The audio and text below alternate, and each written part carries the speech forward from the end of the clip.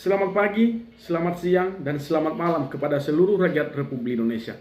Ini video jangan di skip dan wajib di share.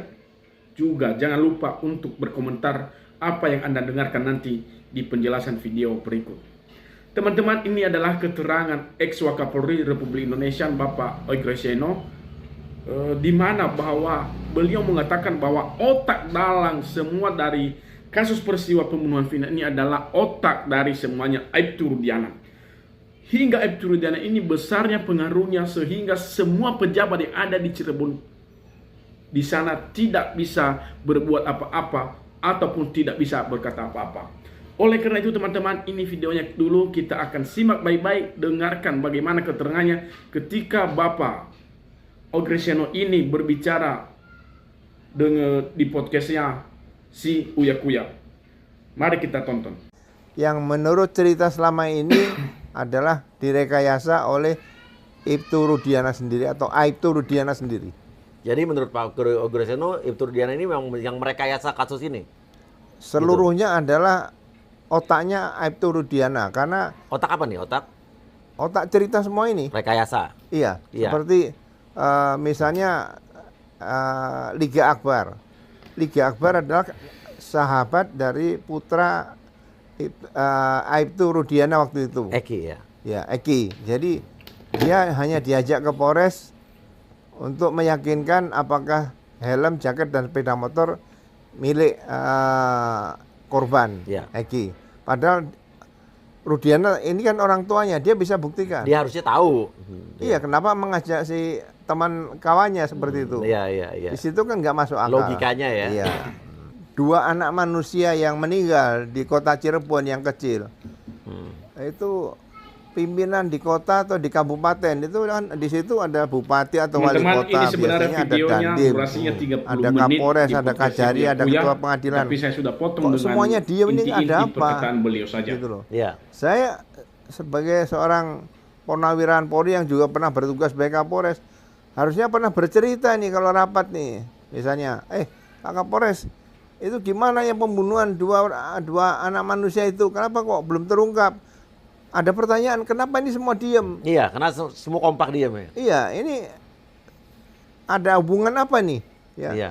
Jangan-jangan ya tadi seorang Rudiana nih kenal dengan semua pejabat di sini. Oke, teman-teman. Kemungkinan loh ya. Iya. Saya tidak menuduh. Kita akan simak baik-baik.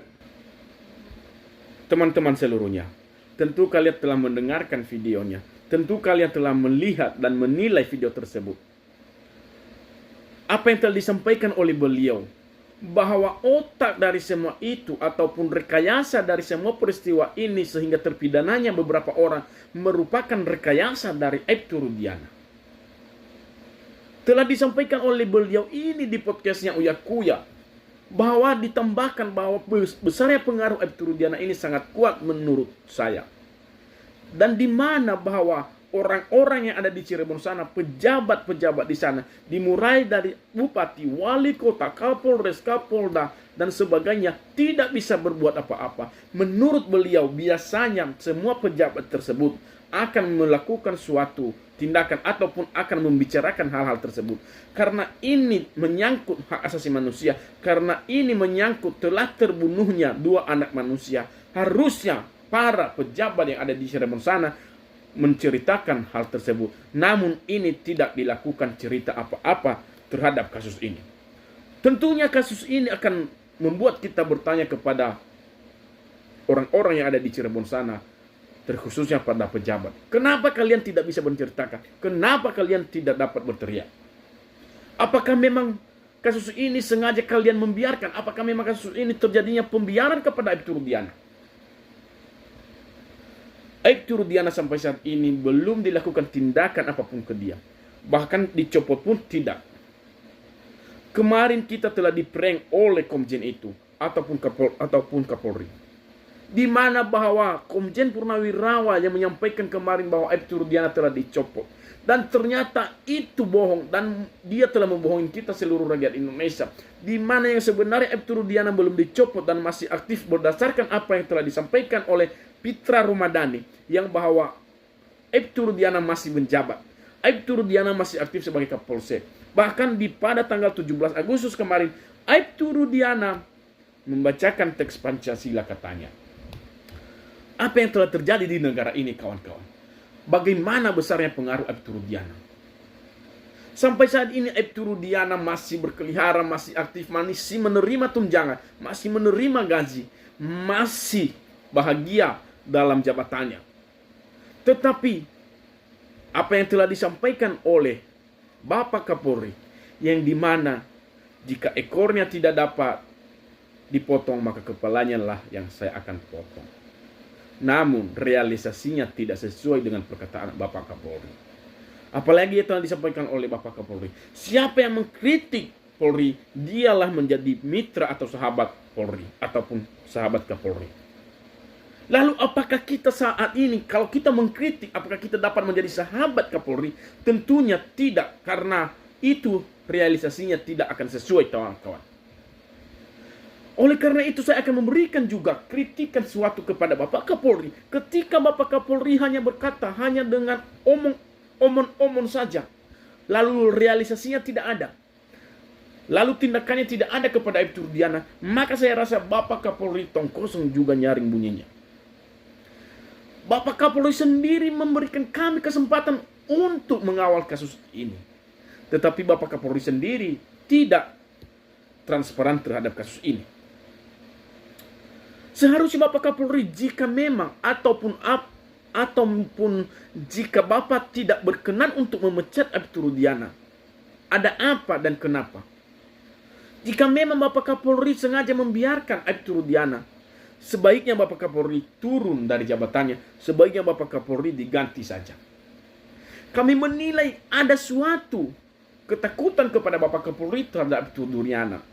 Kami menilai bahwa ketakutan itu sengaja Bapak biarkan dalam diri Bapak, sehingga kami masyarakat Indonesia menilai seorang Kapolri tidak konsisten dengan pernyataannya. Jalan satu-satunya negeri ini, hukum di negeri ini bisa ada, hukum di negeri ini bisa damai. Listio Sigit Prabowo harus segera diganti. Mengapa? Karena dia tidak bisa memecat Aibtu Rudiana ataupun tidak bisa mencopot Aibtu Rudiana. Meskipun Aibtu Rudiana dikatakan kemarin oleh Barreskrim dan Irwansum bahwa Aibtu Rudiana tidak melanggar kode etik satupun. Dan hal ini menurut saya membodohi kami. Membuat kami buta terhadap pernyataan ini. Seakan-akan kami tidak mengerti apa-apa. Lalu apakah hal itu dibiarkan saja? Tentunya ini sangat mendiskriminasi kami semua. Hukum di negeri ini sudah jelas. Dan hak asasi manusia di negeri Indonesia ini tidak dapat diperjualbelikan dan juga tidak dapat dibeli oleh siapapun. Harusnya ketika ada pelanggaran hak asasi manusia yang dilakukan oleh anak buah Aibtu Rudiana atas nama Aris Papuan dan juga Gugum, yang menyiksa, yang menganiayai dan hingga memberikan air kencing kepada terpidana kemarin, harusnya dapat dipecat karena itu bejat dan bajingan. Tetapi apakah sudah dilakukan pemeriksaan? Sampai saat ini belum adanya terperiksa oleh kedua orang itu. Dan hal itu mungkin akan ada jawaban nanti mengapa mereka tidak dapat diperiksa. Menurut saya hal itu sengaja memang ada pembiaran kepada orang tersebut. Karena memang orang itu telah mengetahui, mungkin mereka mengetahui sesuatu hal-hal yang paling buruk daripada Aibtu Rudiana yang dilakukan oleh oknum penguasa di negeri ini. Terpidananya beberapa orang ini sangat melanggar hak asasi manusia dan juga sangat membuat kita bersedih. Ketika kita hanya menangis dan berdoa terhadap kasus seperti ini, apabila kasus ini contohnya akan tertimpa kepada kita, kita hanya menangis dan berdoa, maka itu bukanlah jalan keluar. Ketika kita berteriak kepada Tuhan bahwa kita akan meminta jalan keluar dan Tuhan menjawab, selain Anda berdoa dan lakukan suatu tindakan, dan Anda harus berbuat apa-apa. Oleh karena itu kita harus berbuat sesuatu demi negeri tercinta, demi hukum yang ada di negeri ini, supaya hak asasi manusia dapat terpenuhi. Satu-satunya kita akan berteriak, kita akan melakukan kekompakan, kita akan melakukan gerakan untuk dimana supaya Bapak Kapolri dapat diganti sesegera mungkin, supaya kasus ini dapat diusut tuntas tanpa ada suatu kendala apapun. Kami merasa sangat didiskriminasi oleh orang-orang tertentu sehingga kasus ini tidak dapat diungkap sebenar-benarnya. Ada apa dengan kasus ini? Kasus ini sudah 8 tahun yang lalu, namun tidak bisa diungkap secara detail, tidak dapat diungkap secara benar. Mengapa, ada apa? Teman-teman seluruh Indonesia, marilah kita berjuang berdasarkan hati nurani kita.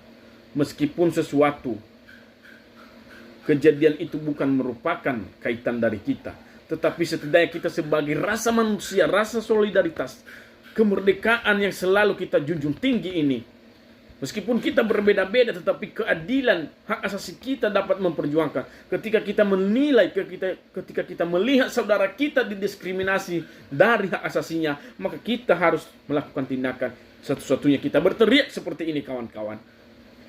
Teman-temanku seluruh rakyat Indonesia, ini video supaya membuka batin kita, supaya membuka pikiran kita, agar orang-orang ke depannya, agar orang-orang penguasa nantinya ke depan tidak lagi melakukan hal yang sama seperti yang dilakukan oleh Aibtu Rudiana. Teman-teman, ini video terakhir. Jangan lupa subscribe, ini sebagai promosi juga, dan selalu tekan tombol yes-nya atau tombol follow-nya supaya kita tetap mengupdate video-video terbaru terhadap kasus Vina dan juga terhadap diskriminasi hukum yang ada di Republik Indonesia ini. Itu aja yang bisa saya sampaikan, teman-teman. Semoga kasus ini dapat diungkap dan segera mungkin Aibtu Rudiana dapat dipecat, dan juga sesegera mungkin supaya Kapolri dapat segera diganti. Terima kasih. Selamat malam.